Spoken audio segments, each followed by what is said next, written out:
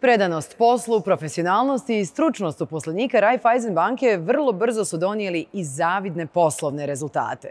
Još 2001. godine uspješnost Raiffeisen tima prepoznao je svjetski priznati magazin The Banker, koji je za banku godine u Bosni i Hercegovini proglasio upravo Raiffeisen banku.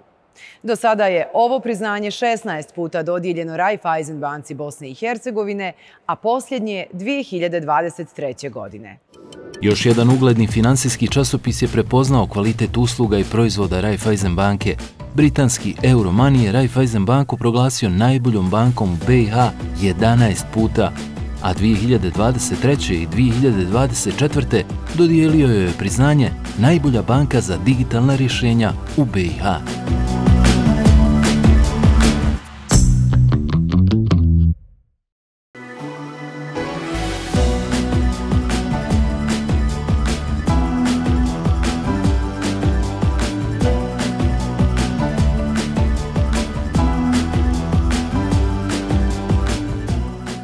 Već više puta smo logično i u ovom razgovoru spomenuli ime vaše kompanije, HIFA Oil grupacija. HIFA kao takva je poznata nadaleko i u Bosni i Hercegovini, ali naravno i u regiji, vjerujem i u Evropi, respektabilna grupacija. Kako ste došli na ideju da baš to ime date svojoj kompaniji?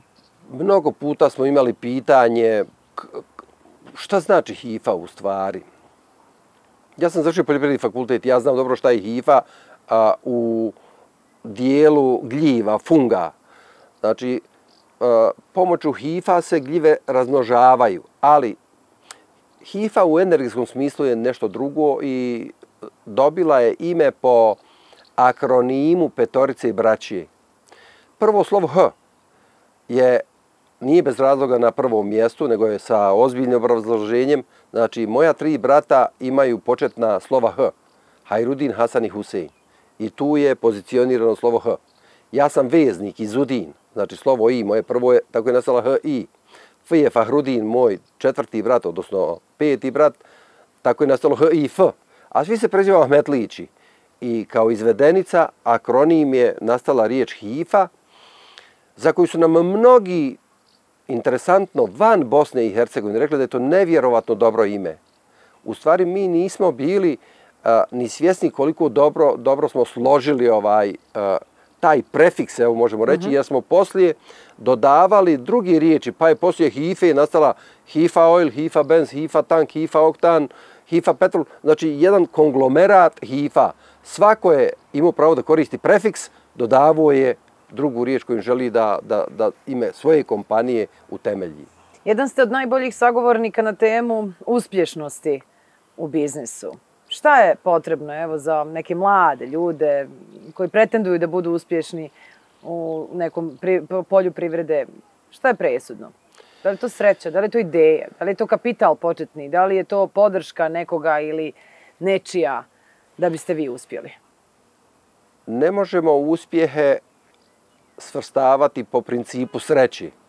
Kad bi tetka Zulejha ili nekakva tetka Diba poslala iz Amerike para, onda to bi se zvalo srećom. Ali malo je takvi. Treba prvo pozicionirati ideju. Ali ideju koja je realna, ideju koja je provodiva. Nije dovoljno, vjerujte, ni ideja, nije dovoljno ni novac. Evo i da imate novac. Znači, treba još elemenata koji bi pomogli da taj projekat uspije.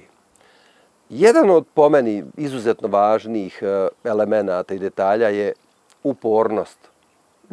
U životu sam mnogo inteligentnih sretao, ali nisu uspjeli, malo ih je uspjelo. A vjerujte, uporni, iznenađujući koliko sam uporni sreo i uspjevali su uporni. To govori da upornost je izuzetno cijenjena i jako vrednovana kao jedan od elemenata da bi mogli doći do uspjeha. Nije dovoljno ni upornost.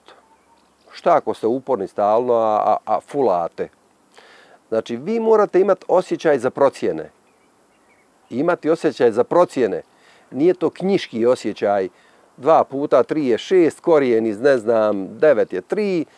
Vi morate imati osjećaj pored školskog osjećaja, ja to kažem, želučani osjećaj. Dok posao ne legne, da ga osjetite u dubini, unutrini, taj posao, vjerujte, ne izvlači iz vas sve što je potrebno. Znači, dosta tih detalja, elemenata koji se izučavaju sad u pravom smislu, se nadopunjuju kako biste vi dobili u stvari na kraju ono što je dovoljno punjenje ili potencijal da biste uspjeli. Ja sam sebe složio jednostavno u temelje te grupacije. Nisam se pokajao nikad, vjerujte. Nisam se pokajao nikad. Jednom sam sa suprugom razgovarao i onda joj kažem, znaš, vidiš koliko radim, što me ne žališ koliko radim. Kažeš, kakvom ljubavlju radiš, što bi te žalilo, tebi je šteta to uskratiti. Tako da ti onda da još potencijala i podrške, radi još više. A ja sam onda da bi sebe zaštitio otprilike stvari postavio na način, pa dobro, u poslu je vjerovatno onda lijek, hajmo raditi pa se tako liječimo čitava života. I ja u stvari uživam u poslovima, pokušavam pomoć ljudima da razumiju osnovne logike, principe, postavke, kako biznisi funkcionišu. Jer fol je biznis napraviti, a sebe ne uništiti. Fol je za biznis raditi u prvom dijelu, a u drugom da on radi za tebe. Znači, te nekakve stvari treba stvarno ozbiljno umjeti postaviti i onda dobijate kompletan život. Dobijate to što je potrebno. Oštećeni ste u prvom dijelu, nemate vi vremena ići po morima, nemate vi vremena ići po skijanjima, nemate vi vremena za mnogi... Ali poslije imate i novac i vrijeme ako pravilno postavite stvari u biznisu. Pa da li onda vi, gospodine Ahmetliću, nakon svega što ste postigli u životu, sada imate vrijeme i za odmor i za neke vaše hobije možda? Moja velika sreća je što imam dobru djecu, imam kvalitetnu porodicu, imam dobre saradnike. Ja sam u stvari, jedno vrijeme su svi oni šutali lopte na mene, a sad ja šutam lopte stalno na njih. I oni zaista preuzimaju ozbiljan dio odgovornosti, ozbiljan dio tereta, ali onih tehničkih, dnevnih.